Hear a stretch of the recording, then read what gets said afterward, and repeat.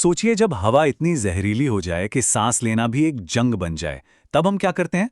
क्या हो अगर हम आसमान को ही आदेश दे सकें कि वह हमारे लिए बारिश करे? ये किसी साइंस फिक्शन फिल्म की कहानी नहीं है, बल्कि एक हकीकत है जिसे दिल्ली जैसे शहर आजमाने की सोच रहे हैं। चलिए समझते हैं कि ये पूरी तकनीक आखिर है क्या। 450 से भी ज्यादा। ये सिर्फ एक नंबर नहीं है। ये दिल्ली के एयर क्वालिटी इंडेक्स यानी AQI का वो आंकड़ा है जो गंभीर से भी कहीं कहीं ज्यादा खतरनाक है। सीधे सीधे कहें तो ये एक इमरजेंसी का अलार्म है, एक ऐसी हवा जो हमारे फेफड़ों को तबाह कर रही है।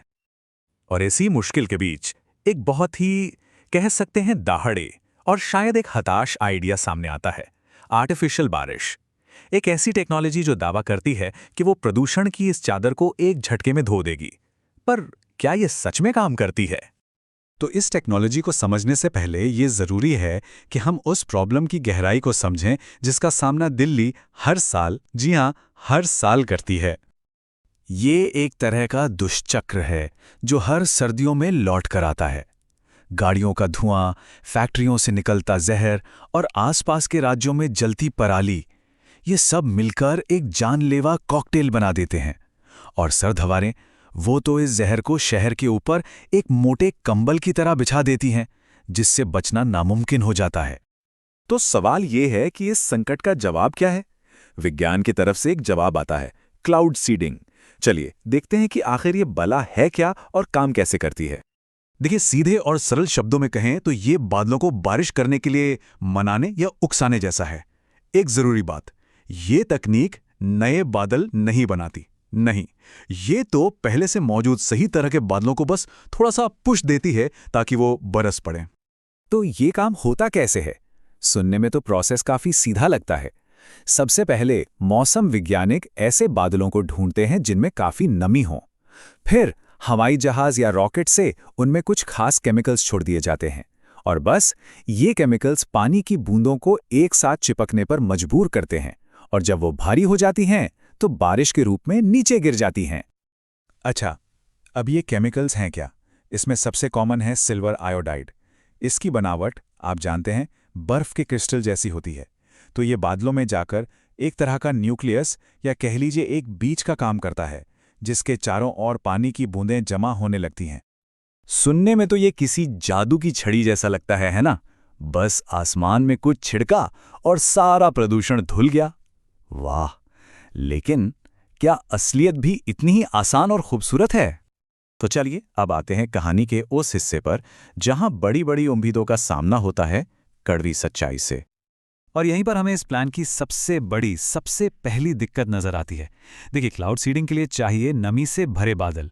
मॉनसून में तो ऐसे बादल खूब मिलते हैं, मतलब 50% से भी ज्यादा चांस होता है।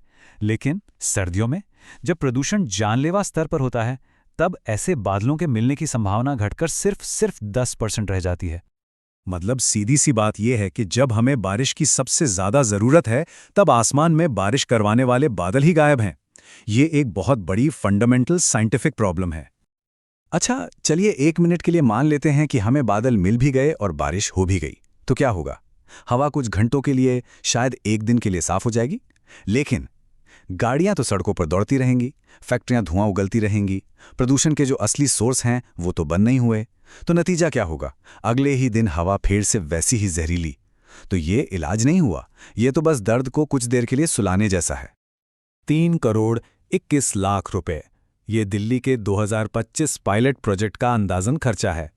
अब सवाल ये उठता है कि क्या एक ऐसे जुगाड़ पर जिसका नतीजा पक्का नहीं है, इतना पैसा लगाना समझदारी है? खासकर तब जब हम पहले ही स्मोक टावर्स जैसे महंगे और फेल हो चुके तकनीकी समाधान देख चुके हैं।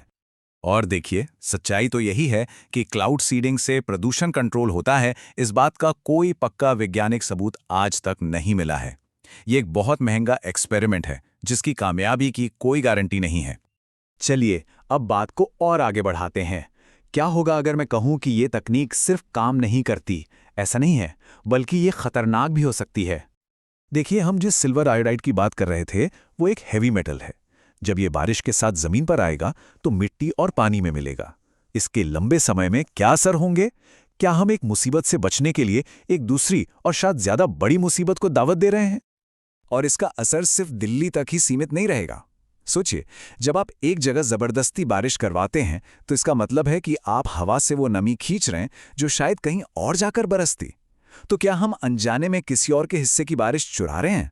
इससे दूसरे इलाकों में सूखा पड़ सकता है, और तो और ये राज्यों और देशों के बीच पानी को लेकर एक नए तरह के विवाद को जन्म दे सकता है। और ये सारी बातें हमें एक बहुत ही गहरे और सच कहूं तो एक परेशान करने वाले सवाल पर लाकर खड़ा कर देती हैं। जब इंसान मौसम को कंट्रोल करना सीख जाएगा तो क्या वो इसका इस्तेमाल हमेशा अच्छे कामों के लिए ही करेगा? इतिहास को देखें तो जवाब थोड़ा डराता है। मौसम पर काबू पाना हमेशा से एक फौजी और रणनीतिक लक्ष्य रहा है। वियतनाम युद्ध में अमेरिकी सेना ने दुश्मन की सप्लाई लाइन तोड़ने के लिए आर्टिफिशियल बारिश से मॉनसून को लंबा कर दिया था। चीन ने 2008 ओलंपिक के उद्घाटन समारोह पर बारिश को रोकने के लिए इसका इस्तेमाल किया। तो ये साफ है कि ये सिर्फ हवा साफ करने का एक टूल नहीं है। तो बात यह है कि हम एक ऐसी ताकत से खेल रहे हैं जिसे हम आज भी पूरी तरह से नहीं समझते हैं। ये प्रकृति के साथ हमारे रिश्ते को ही बदल रहा है। हम प्रकृति के साथ मिलकर चलने के बजाय उसे कंट्रोल करने की, उसे अपनी मर्जी से चलाने की कोशिश कर रहे हैं। और आखिर में ये हमें एक बुनियादी सवाल के सामने लाकर खड़ा कर देता है। हमें अपनी समस्याओं के लक्षणों का इलाज करने के लिए इस ग्रह को ही बदल देना चाहिए, या फिर हमें उन समस्याओं को जड़ से खत्म करने पर ध्यान देना चाहिए जो ये लक्षण पैदा कर रही हैं? मतलब, क्या हम आसमान धोएं या जमीन पर प्रदूषण फैलाना बंद करें? ये एक ऐसा सवाल है जिसका जवाब किसी टेक्नोलॉजी के पास नहीं है। इसका जवाब हम सबको मिलकर खोजना होगा।